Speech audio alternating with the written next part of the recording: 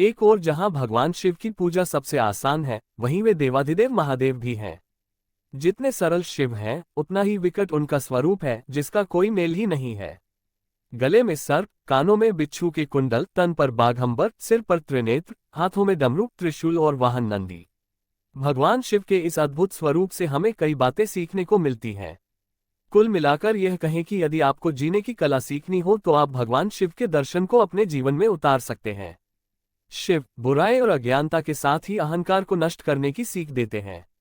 उनके पवित्र शरीर पर स्थित हर पवित्र चिन्ह जीवन जीने की शैली के लिए कुछ न कुछ सीख देता है। पहली जिम्मेदारी। पूरी दुनिया को श्रेय और कामयाबी का लालच है और हर कोई जीत का श्रेय पाना चाहता है, लेकिन शिव हमें सिखाते हैं कि टीम लीडर को जीत से पहले मुसीबत की जिम्मेदारी लेनी चाहिए। प्रोफेशनल लाइफ हो या पर्सनल, टीम का मुखिया हमेशा सबसे आगे जिम्मेदारी लेने के लिए खड़ा होता है। समुद्र मंथन की कथा हमें यही संदेश देती है। जब विष निकला तब शिव आगे आकर उसका सामना करने की जिम्मेदारी लेते हैं, लेकिन जब अमृत निकलता है तो वे पहले देवताओं को देते हैं।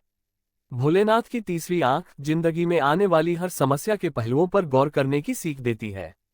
कभी कभी जो हम देखते हैं वो गलत भी हो सकता है, इसलिए हमें इसकी जांच अपने विवेक के जरिए करनी चाहिए। वहीं शंकर जी का नीला कंठ, नीली गर्दन क्रोध को पीने की सीख देती है। कहा भी जाता है क्रोध बुद्धि को नष्ट कर देता है। यह एक चुनौती की तरह आता है जिसे आप अपने धैर्य से, अपनी वाणी से बाहर न आने दें। इसके अलावा भगवान शिव के केश एकता के प्रतीक हैं। उनके केश जूड़े के रूप में एकजुट रहते हैं, जो कि जीवन में एकता का पाठ पढ़ाते हैं। कोई लालच या मुश्किल रोक नहीं सकती। शिव के सिर पर गंगा जी का होना अज्ञान को समाप्त कर देने का प्रतीक है।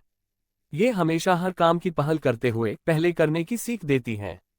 वहीं दूसरी ओर शिव की एक कथा कामदेव को भस्म करने की भी है, जब वे शिव की साधना में विघ्न डालने की कोशिश करते हैं। ये कथा हमें सिखाती है कि जब लक्ष्य सामने हो तो कोई भी लालच या मुश्किल आपके रास्ते की बाधा नहीं बननी चाहिए। खुद के और अपने लक्ष्य के बीच किसी भी स्थिति को ना आने दें। खुद को मंजिल के लिए इतना मजबूत करें कि कोई भी आपके रास्ते की बाधा ना बन सके। शंकर जी का त्रिशूल मस्तिष्क पर नियंत्रण करने की सीख देता है। मस्तिष्क पर नियंत्रण करने के बाद आप अच्छे बुरे की पहचान और अहंकार से दूरी बनाए रख सकते हैं। ऐसा करने पर आपका हर कार्य सफल होगा। साथ ही भोलेनाथ का कमंडल शरीर की हर उस बुराई को खत्म कर देने का प्रतीक है जो नकारात्मकता से पैदा होती है। इससे छुटकारा पाने की सीख कमंडल देता है। प्रकृति की शरण। जीवन में जितनी जरूरी कामयाबी है उतनी ही जरूरी शांति भी है। शिव दिखावों से दूर सादा जीवन जीते हैं, प्रकृति के नजदीक रहते हैं और यही बात उन्हें दूसरे सभी देवी देवताओं से अलग बनाती है। शिव का रूप संदेश देता है कि हमेशा जीवन की भागदौड़ में ही ना लगे रहें, बल्कि समय निकालकर प्रकृति की शरण में जाएं, ताकि आपको हमेशा सकारात्मक ऊर्जा मिलती रहे। भगवान शिव की ध्यान अवस्था स्वच्छता का प्रतीक मानी गई है। ध्यान करने से हर मनुष्य अपने मन और मस्तिष्क को स्वस्थ और स्वच्छ रख सकता है। इसके अलावा भगवान शिव सदैव ही एकांत एवं निर्जन स्थान पर एकाग्र भाव से तपश्चर्या और ध्यान में लीन रहते हैं। इससे व्यक्ति सांसारिक भावों से दूर हो जाता है। इसके कारण संसारजनित विकार काम, क्रोध, लोभ, मोह, मद एवं अहंकार से मुक्ति मिलती है। धैर्य रखें और हमेशा शांत रहें। शिव की चर्चित कथाओं में मां काली की कथा भी है। जब सभी देवता मिलकर भी काली का क्रोध शांत नहीं कर सके, तब शिव ने ही उनके क्रोध को शांत किया था।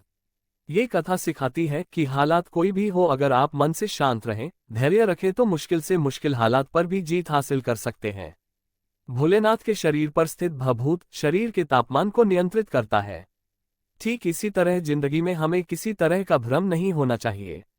ऐसे में हमारे शरीर का तापमान क्रोध जैसे अन्य मानसिक विकारों में नहीं आएगा, वह नियंत्रित रहेगा। हमें जीवन में जुनून और प्रतिबद्धता अपनानी चाहिए। ऐसे में हम हर समस्या का हल जल्द ही निकाल सकते हैं। वहीं शिव का डमरू कहता है कि अपने शरीर को डमरू की ध्वनि की तरह मुक्त कर दो, इससे सारी इच्छाएं मुक्त हो जाएंगी। इस तरह हम कई मनोविकारों से भी मुक्त हो सकते हैं। नहीं करें भेद। धार्मिक ग्रंथों के अनुसार शिव अकेले ऐसे देवता है जिनका सम्मान देवता और राक्षस दोनों समान रूप से करते हैं, यानी सब उनकी बात मानते हैं। वहीं वे भी इनमें भेद नहीं करते हैं और कर्म आधारित फल प्रदान करते हैं। अपने व्यक्तित्व को ऐसा बनाएं कि सब जगह आपकी स्वीकार्यता हो। जब आप कोई बात करें तो वो इतनी सही हो कि पक्ष के साथ विपक्ष के लोग भी उसे नकार ना सके। भोलेनाथ के गले में सुशोभित सांप कहता है, जिंदगी में शारीरिक और मानसिक रूप से स्वतंत्र होना चाहिए, यानी आलस्य को त्याग देना चाहिए। और किसी भी तरह का अहंकार मन में नहीं पालना चाहिए।